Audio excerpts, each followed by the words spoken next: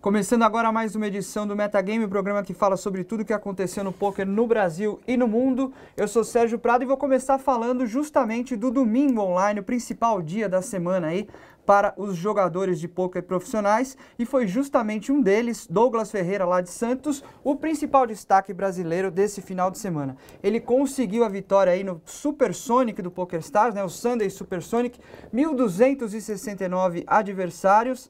E conseguiu levar aí 45.054 dólares. Já seria um belo desempenho, mas não contente com isso, o Doug ainda ganhou os 54 com nocaute do PokerStars, mais 5.520 dólares, e ficou em quarto lugar no Full Tilt no Extra Multi 50, levando aí mais 3.400 dólares. Então foram duas vitórias e um quarto lugar em 3 torneios importantes aí para o Douglas Ferreira, o destaque aí da semana no poker online. Quem também foi bem foi o Marcos Moraes, ficou aí com a vitória no 109 no Sunday Rebuy e recebeu quase 50 mil dólares, 49.425 dólares, num domingo que ainda teve Caio Peçanho fazendo 5 mesas finais para variar um pouquinho, e também aí a gente teve como destaque Guilherme Chevaux, quem mais? Thiago Camilo, Felipe Salgado, Matheus Pimenta, um pessoal aí que está sempre indo bem nos torneios, mais uma vez brilhando aí no domingo nos principais sites do mundo, né? Principalmente no PokerStars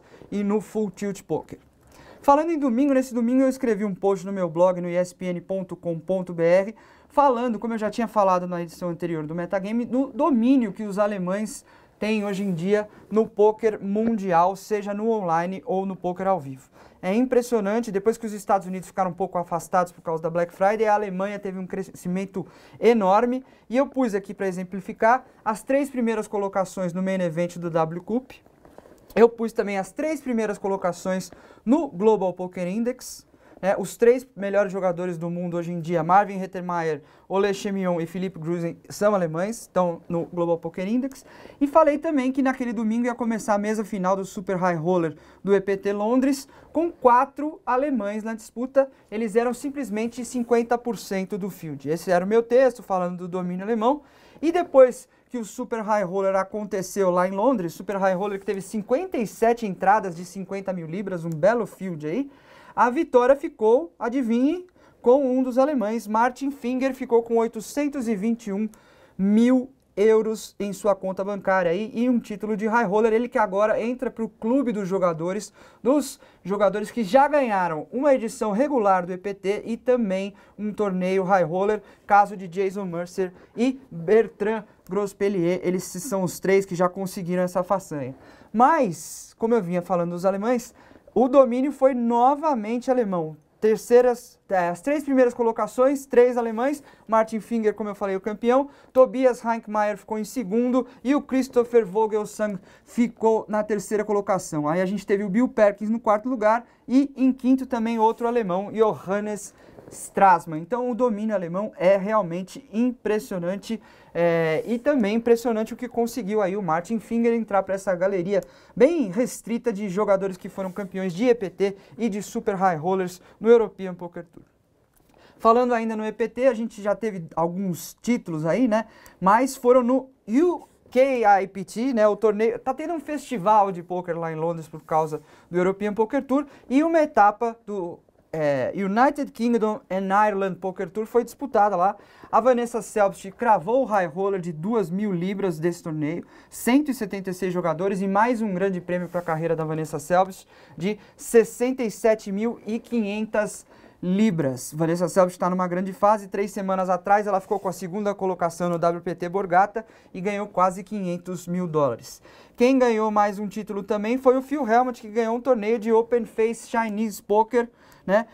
Aí já no EPT, não no UKIPT, já no EPT o Phil Hellmuth cravou o evento de 2.000 libras também, né? Que nem o da Vanessa Selbst, só que agora de Open Face Chinese. Foram 21 inscritos e ele conseguiu a vitória. Essa, se eu não me engano, é a 2ª vez que ele joga uma disputa do EPT. Já jogou o PCA, né? E agora está jogando o EPT. Já conseguiu a sua primeira premiação, e na primeira premiação foi um título justamente no famoso poker chinês aberto.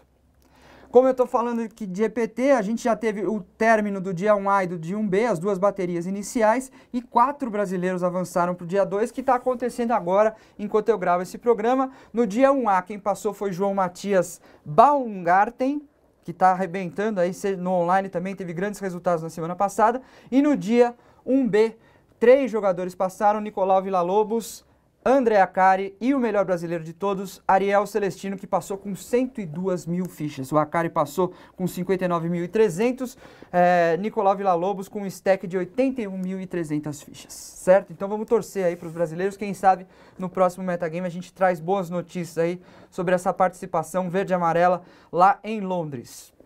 Vamos agora para o WPT, o World Poker Tour anunciou a segunda metade do seu calendário da temporada 12, sem grandes novidades, mas a maior delas é que o WPT Championship, que sempre teve um buy-in de 25 mil dólares, agora vai acontecer no Borgata Hotel Cassino & Spa, que está sediando uma série de torneios do WPT, como eu falei, a Vanessa Selbst ficou em segundo nesse torneio que aconteceu há 3 semanas atrás.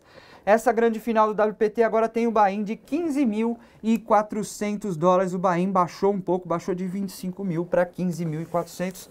Não sei muito bem qual é a estratégia do WPT, eles estão perdendo, como eu já sempre digo quando eu falo de WPT, os fields vêm diminuindo muito, então eu acho que talvez a estratégia seja baratear um pouco esse main event, o evento principal deles, né, do calendário, né, a grande final do World Poker Tour, para ver se a participação aumenta um pouco. Vamos ver se essa estratégia dá certo. Uma estratégia que deu certo e muito certo foi lá no CWB Clube de Curitiba, que organizou um torneio chamado de 303K, que era a premiação garantida que eles estavam oferecendo, e eles tiveram incríveis 1.456 inscrições, um número gigantesco, sendo que desses jogadores, deixa eu ver aqui, 1.230 eram jogadores únicos. Então é um field enorme para um torneio que foi realizado fora de São Paulo, que geralmente é onde são os maiores fields do país, né? São Paulo, que já teve a etapa do BSOP Million ano passado com 1.612 jogadores. Agora Curitiba mostrou que dá para fazer grandes torneios, se bem organizados, em todo o país. Impressionante esses números aí. 1.230 inscritos únicos num torneio com buy-in de R$500. Tá certo que o buy-in é bem mais baixo que do BSOP Million, mas reunir um field desses sempre deixa a gente feliz. Fica aqui a nossa expectativa, então, para saber o número de jogadores que a gente vai ter no BSOP Million no final do ano, porque deve ser uma coisa incrível. Eu acho que a gente vai bater recorde por aí, tenho quase certeza disso. Quem não deu muito certo em sua estratégia foi o filme Aposta Máxima, o famoso Runner com o Ben Affleck e o Justin Timberlake. O filme afundou nas primeiras semanas de bilheteria aí, conseguiu 7,6 milhões de dólares nos Estados Unidos, um número muito baixo. Aqui no Brasil não ficou nem entre os 5 primeiros, e segundo a nota do Rotten Tomatoes, que é o site que eu mais respeito enquanto se trata de cinema, justamente porque reúne a opinião de todos os críticos dos Estados Unidos, do mundo, no Rotten Tomatoes de 1 a 10 eles ficaram com a nota 4.1, que é uma nota bem baixa. Então eu acho que o poker atrai muito público, tem muita gente que gosta do poker, mas não é só isso que vai levar a gente ao cinema, não é também só o Justin Timberlake, também o Ben Affleck. É um filme bom que vai fazer as pessoas se interessarem por isso. Acho que o roteiro aí não colaborou muito, parece que o filme realmente não é dos melhores. Eu não assisti ainda, vou querer assistir um dia pra ver, mas eu já tinha avisado vocês quando eu mostrei o trailer aqui no Metagame, que as coisas não eram muito boas, assim, não parecia que ia ser nada muito bacana.